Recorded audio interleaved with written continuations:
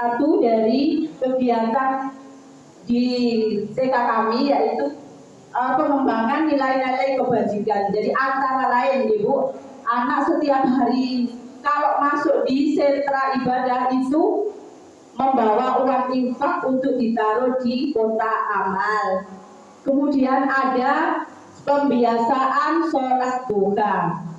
Ada lagi yang tidak di sini, misalnya ketika anak datang ke sekolah melepas sepatu sendiri kemudian ditaruh di tempat sepatu, seperti itu adalah salah satu dari nilai kebajikan yang sudah kita kembangkan. Itu hanya istilah saja Bu, kita semuanya sudah melaksanakan. Jadi di program ini kita hanya diberikan penyegaran gitu, diberikan motivasi bahwa nilai-nilai itu harus tetap ada di dimanapun dan kapanpun gitu.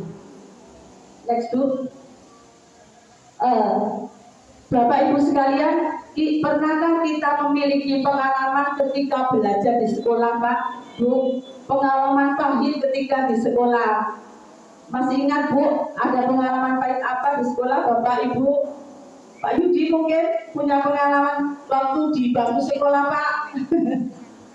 Misalnya dihukum, dibully temannya, dihukum oleh gurunya, disalahkan oleh guru-gurunya. Pernah seperti Ibu Bunda?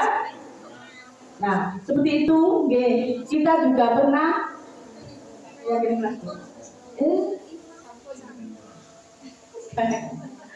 pengen nyampaikan kontrol. Tidak ada selainnya, betul. Nilai-nilai itu antara lain ketika kita sebagai guru, kita harus punya 5 kontrol Bu. Dan 5 kontrol itu mana yang paling tepat untuk kita gunakan sebagai guru.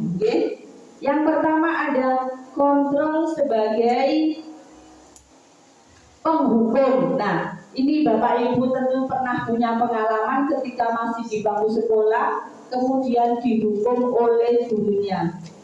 Ini adalah satu perbuatan yang tidak seharusnya dimiliki oleh guru-guru terkini. Maksudnya gitu Bu, karena kami sebagai guru pembelajar yang bertugas menjadi pemimpin pembelajaran, jadi mulai dari diri kita sendiri harus menghilangkan kontrol yang tidak sesuai dengan kita. Misalnya tadi sebagai penghukum, bagaimana itu Bu kenyataannya di kelas kita ketika misalnya ada anak yang mencoret-coret dinding, ada Bu yang seperti itu. Nah, kemudian kita, ayo kamu ya yang nyoret tadi, ayo coba dibersihkan sampai bersih. Nah, seperti itu tidak boleh. Jadi kita hindari kontrol sebagai penghukum.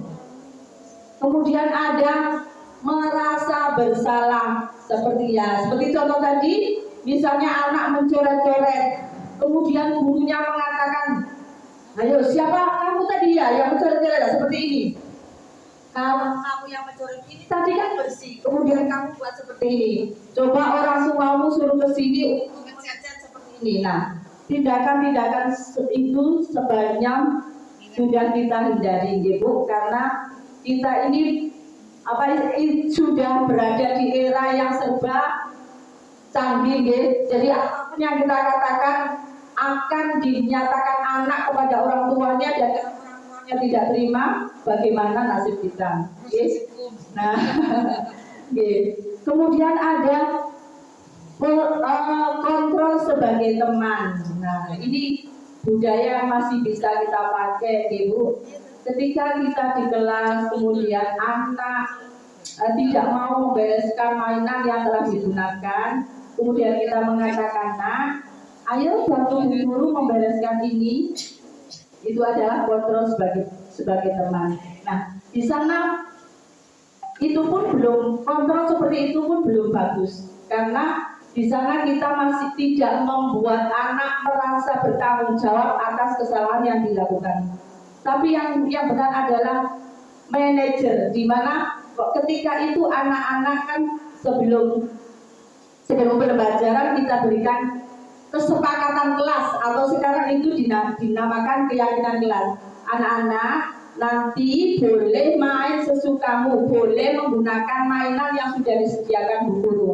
Tapi kita sepakat ya, kalau selesai menggunakan alat main ini kita rapikan biar besok bisa rapi seperti kemarin, jadi seperti sedia kala seperti itu. Nah, kegiatan kontrol seperti itulah yang harus kita miliki sebagai guru masa depan.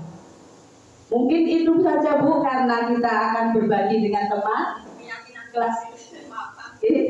Jadi kami mohon maaf karena tahapnya masih belajar dan ini yang baru dapat kami dapatkan dari guru penggerak karena selama 6 bulan harusnya Bu, tapi karena ini ada jenengan jadi saya mulai belajar untuk sharing. Kurang lebihnya kami mohon maaf. Wassalamualaikum warahmatullahi wabarakatuh. Dilanjutkan.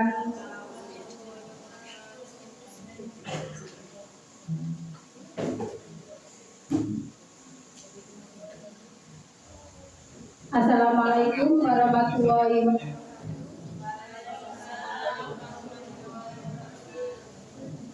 Perkenalkan, nama saya Dwi Rizkia, CGP Angkatan 5 dari TK Aisyah Bustarul Atfal Payaman. Saya seperti dengan Bu Isna ini sudah mengajar selama 15 tahun dan belum bersertifikasi.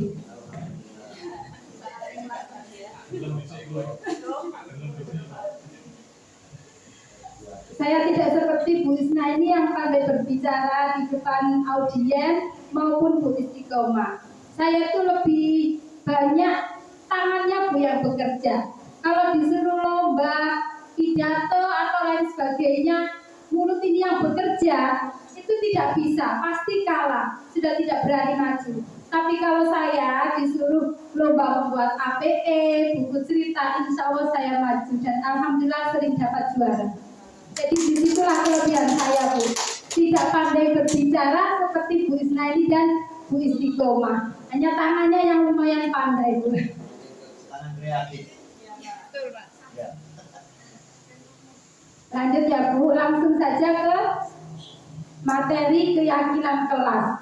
Kok ada keyakinan kelas ya? Hal baru ya Bu? Atau sudah pernah mendengar sebelumnya tentang keyakinan kelas? Belum pernah. Ini istilah baru di guru penggerak. Tidak jauh berbeda dengan kesepakatan kelas, namun berbeda dengan tata tertib kelas Bu. Kalau tata tertib kelas itu yang membuat itu sekolah atau guru sebelum anak itu masuk ke lembaga. Jadi tata tertib itu sudah ada sejak awal di sekolah. Namun keyakinan kelas itu berbeda. Keyakinan kelas itu suatu kesepakatan antara guru dan murid di dalam kelas. Jadi anak-anak itu diajak untuk berdiskusi. Ayo nak kita buat aturan yang dibuat oleh anak-anak sendiri yang disepakati bersama. Nah itulah keyakinan kelas.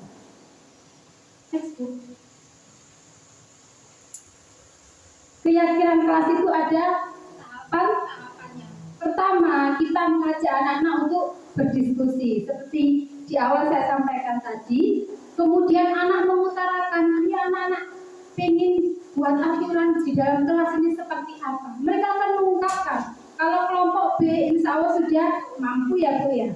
Tapi kalau kelompok bermain kita bisa mengikut sertakan orang tua karena orang tua itu sangat mendukung untuk melaksanakan keyakinan kelas tersebut. Nah, kemudian guru mencatat masukan dari anak-anak. Sudah kita ketahui pendapat dari anak-anak, usulan dari anak-anak. Kemudian kita susun keyakinan kelas tersebut. Kemudian mengganti kata yang negatif menjadi kata yang positif. Contoh ya Bu, dilarang buang sampah sembarangan. Tidak seperti itu kalimatnya. Kita rubah ke kalimat yang positif. Buanglah sampah di tempat sampah. Jadi kata negatif itu kita hilangkan. Mesti anak-anak dengan aturannya paling dilarang buang sampah sembarangan Bu. Nah, kita rubah ke kalimat atau kata yang lebih positif. Lanjut.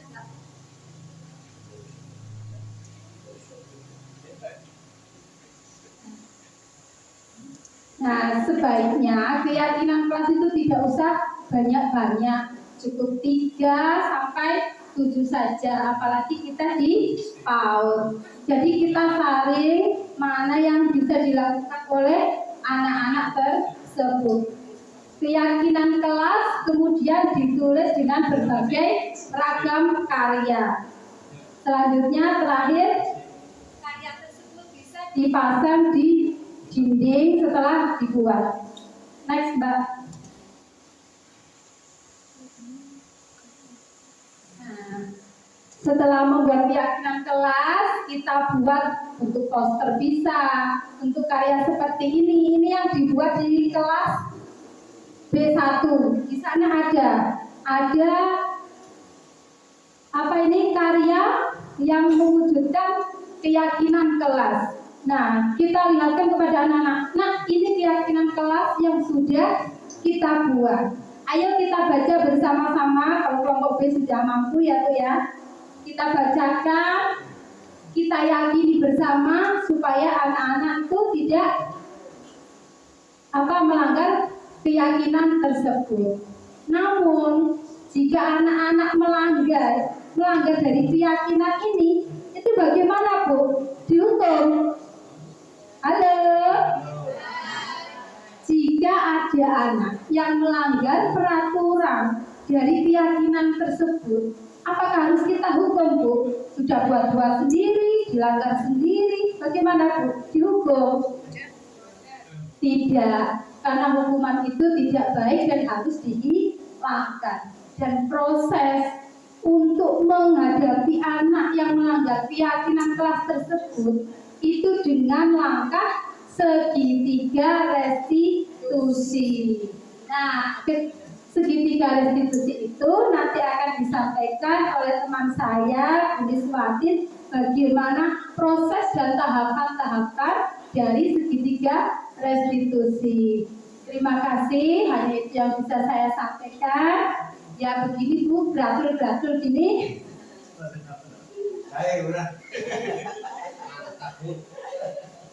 Terima kasih. Assalamualaikum warahmatullahi wabarakatuh.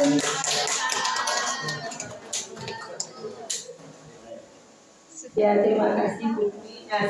Perkenalkan, Assalamualaikum warahmatullahi wabarakatuh. Kenalkan, nama saya Niswatin Hasanah. Saya adalah dari teman CGP yang paling tua. Di kelompok saya itu saya yang paling tua, Bu. Tidak ada yang umur 51, cuma saya. Jadi saya itu kadang, ya Allah, wis tua. Untuk memikir itu Pak, sudah nggak ngantasi. Kembali jadi 15. Ya, kalau kembali ke 15 itu masih encer Pak ya. Memang saya sudah mengajar di TK itu sudah lama sekali Bu. Sudah 31 tahun ya. Kalau dihitung tua-tua Bu, tapi untuk keilmuannya saya kalah dari yang muda-muda. Kalau zaman dulu belum ada IT, cuma bentuk ada apa-apa laporan, bentuk tulisan, tapi sekarang yang tua-tua ini sudah kalah Bu untuk IT-nya. Mau belajar itu sudah nggak ngantasi Pak. Tapi masih bisa. Nah ya, alhamdulillah, geratul kata Bu Dwi tadi. Ya di sini saya akan menjelaskan tentang budaya positif, yaitu tentang segitiga restitusi. Apa itu segitiga restitusi? Segitiga restitusi yaitu merupakan proses menciptakan kondisi bagi anak untuk memperbaiki kesalahan mereka sehingga mereka bisa kembali kepada kelompoknya dengan karakter yang lebih kuat atau yang lebih baik. Segitiga restitusi ini yaitu merupakan langkah untuk menumbuhkan budaya positif pada anak Bu. Mengapa atau apa Pak? Segitiga restitusi itu perlu bagi anak TK. Nah, waktu kegiatan ini Bu, waktu memperoleh ilmu segitiga restitusi ini kami juga agak kok ono barang yo DTK. Segitiga restitusi ku piye? Baru 1 kali itu saya dengar masih gambaran. Nah, segitiga restitusi itu kita laksanakan kalau ada masalah atau Ada anak yang melanggar keyakinan kelas yang sudah kita sepakati bersama. Contoh tadi sudah dikatakan oleh Bu I sama Bu Dwi tadi. contoh Seumpama dalam kelas, di keyakinan kelas, kalau pinjam sesuatu harus izin teman. Nah, tapi ada anak namanya anak kecil Bu ya. Kadang kita lihat anak itu kalau pinjam krayon biasa nggak bawa krayon, nggak bawa pensil, langsung memilih teman langsung disaut saja. Nah, apakah saat itu anak langsung kita tegur. Nah, tidak Bu, kita lihat dulu, biar anak melakukan dulu. Nanti waktu istirahat anak kita panggil. Nah dalam cara itu yaitu itu namanya tahapan segitiga? restitusi. Yang pertama yaitu Validasi tindakan yang salah. Nah, anak tadi kita panggil untuk menemukan apa yang mereka lakukan itu. Ya, anak kita panggil. Tujuannya untuk apa? Yaitu mengubah identitas anak agar anak nanti mereka itu bisa melakukan atau kesalahannya itu ia mengetahui apa yang ia lakukan itu benar apa salah. Guru tidak usah menyalahkan anak, Bu. Kamu salah. jangan Langsung menyalahkan anak, Pak. Biarkan anak dulu, kita tanyai apakah perbuatan itu baik apa tidak. Nah, itu namanya menstabilkan identitas ya. Omongnya saja sudah pelikuk-pelikuk karena sudah tua ya. Nah, yang kedua yaitu validasi tindakan yang salah. Nah, validasi tindakan yang salah ini murid kita ajak belajar untuk menemukan kesalahannya. Seperti tadi kita tanya, apakah kamu mengambil karya teman itu bagus apa enggak? Nah, anak tadi kalau anak enggak, tadi sudah izin belum? Belum. Nah, perbuatan itu baik apa enggak? Nah, anak itu mengetahui, oh iya Bu, saya tadi belum izin. Nah, anak sudah merasakan sendiri Bu. Jadi kita tidak usah, hei, jangan ambil karya temanmu, kembalikan. Kita tidak usah langsung begitu. Nanti waktu istirahat anak kita panggil ke kelas dulu atau ke kantor. Yang selanjutnya yaitu menanyakan keyakinan. Tadi kan kita di kelas sudah ada 5 keyakinan kelas tadi.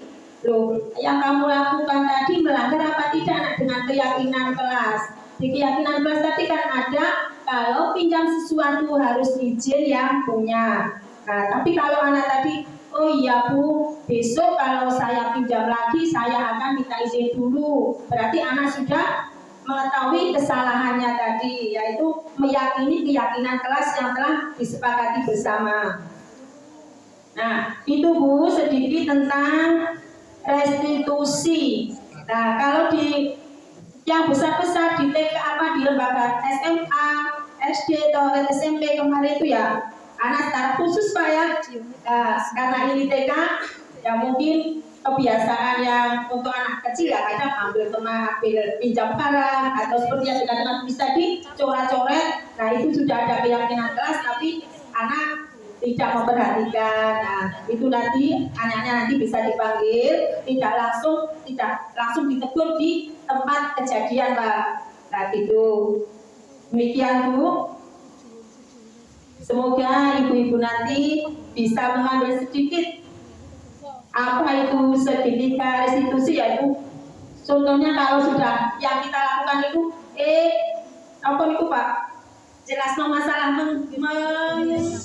menstabilkan masalah yang dihadapi anak-anak, itu saja ya. Terima kasih, kurang lebihnya mohon maaf. Mungkin nanti kalau ada pertanyaan bisa ditanyakan ke teman-teman. Demikian dari saya, mohon maaf. Assalamualaikum warahmatullahi wabarakatuh.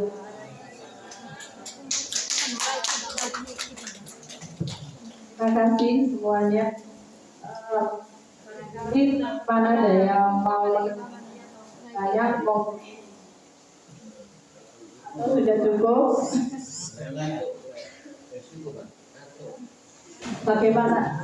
Pengen movie carane wonten monggo. Kita bisa sharing-sharing Bunda monggo. Nah ini tulis ya ini. Ini salah satu dari tugas kami ketika melakukan tugas di LMS itu Pak, bikin video seperti ini, kemudian ganti ya.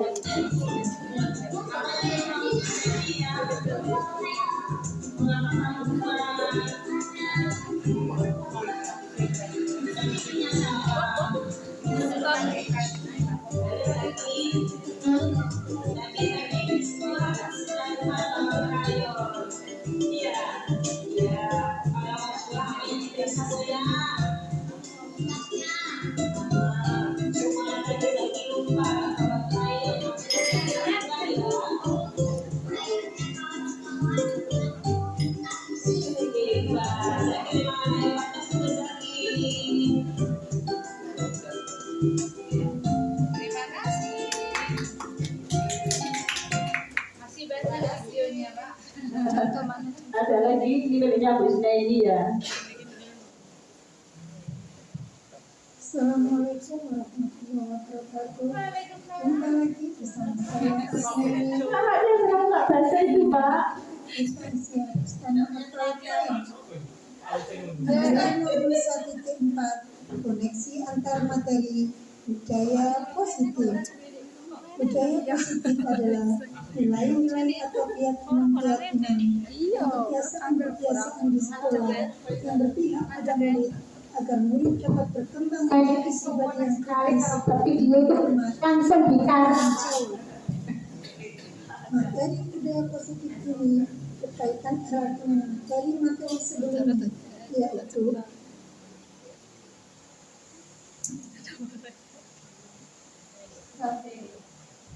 dia ingin setinggi-tingginya baik sebagai manusia maupun sebagai anggota masyarakat. Juga berkaitan dengan nilai peran guru penggerak yang berpihak pada murid dan menjadi pemimpin pembelajaran yang bisa menjadi contoh untuk peserta didik. Budaya positif ini juga berkaitan erat dengan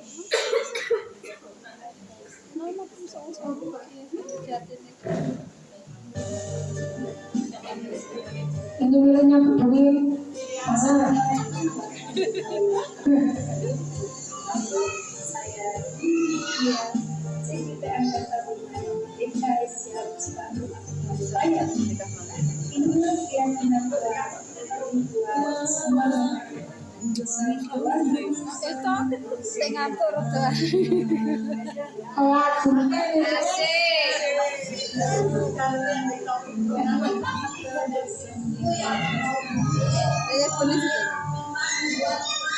Mari ini Pak Yudi bagi sambutan ya. Kalau cepet tuh Mbak Regina.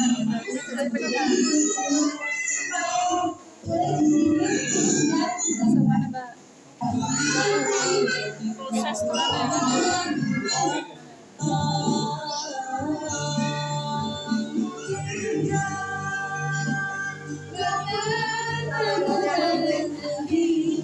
hiburan Bu, lagunya Arer Prayo tuh. Ini siapa ini? Tak sengaja pakai lagu. Itu nanti bisa jangan kalau mau apa itu PT di kelasnya Bu Asrofa itu juga ada aturan kelas atau keyakinan kelas itu. Barangkali kepingin mengadopsi monggo.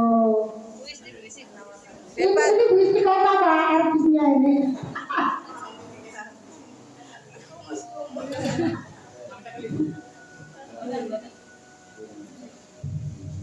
Masya Allah. Salam sehat dan bahagia. Saya Istiqomah. Itu bangun tidur itu berarti nggak